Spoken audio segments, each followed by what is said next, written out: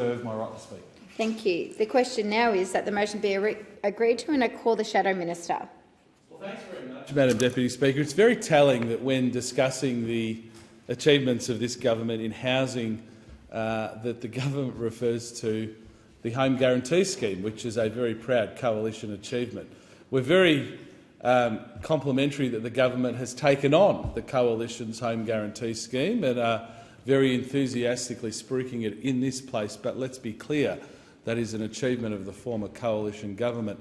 What governments have to do is actually come up with some of their own policies. You can't just dine out on the policies that you inherited from the former coalition government. And let's be frank, Madam Deputy Speaker, the government's housing policies and housing plan, if you would describe it as a plan, is in absolute tatters. The housing agenda in Australia is not being led from this building. It's not being led from anywhere. What we see under a Labor federal government is first home buyers down, new home builds down, rents up, and the housing stock in Australia not growing at the pace at which it needs to. And what do we see from the government? Well, we see nothing. We see discussions about meetings for more meetings. We see a bold series of media releases talking about 30,000 social and affordable homes being built over 5 years. 30,000 being built over 5 years. That's less than what was delivered in the last 5 years. We see the Rudd-esque announcement in the budget about 1 million well-located homes, presumably being delivered by the private sector with no assistance from the government. And by the way, to the government, we built more than 1 million homes in the last 5 years. So what we see from the government are these ambitions and numbers thrown out there in this farcical way that would be delivering less, even if they meet them, delivering less than what has been delivered in the immediate past. And what do we not hear from the government? We don't hear anyone in the government talking about first home buyers.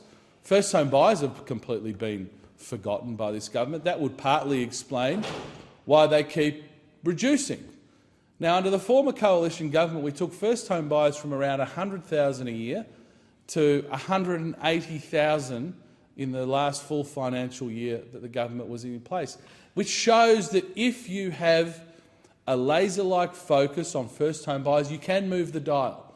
But instead now we have a minister and a government that refuse to talk about first home buyers.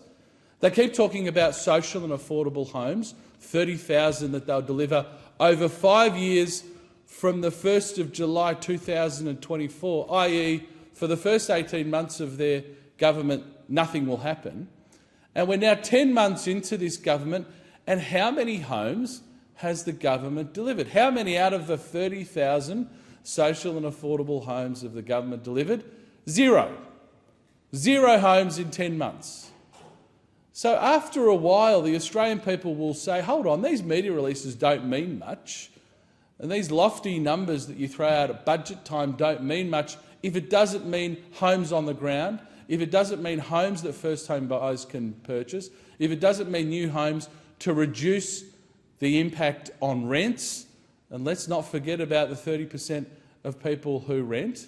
Instead, what we have from the government is them in a quagmire now in the Senate with their Housing Australia Future Fund, an additional $10 billion of Commonwealth borrowings, an additional $10 billion which will cost Australian taxpayers, before even $1 can come out of that fund, will cost Australian taxpayers approximately $400 million a year. So the first $400 million just covers the interest on the debt. And then if there's something left over, which is a big if, particularly when you look at the Future Fund, which shrunk last year, that then can potentially go into housing projects. So no certainty for the industry. It's no wonder that they're having difficulties getting that through the Senate, because it is such a half-baked plan. The Reserve Bank at the moment is saying to the government very, very loudly, stop spending, because for every extra billion that the government spends, the Reserve Bank's got to take $1 billion out. That's why millions of mortgage holders are under more stress now under Labor than they need to be, and it's why millions of Australian homes will be under even more mortgage stress because Labor just cannot control their borrowing and spending. The question is that a motion be agreed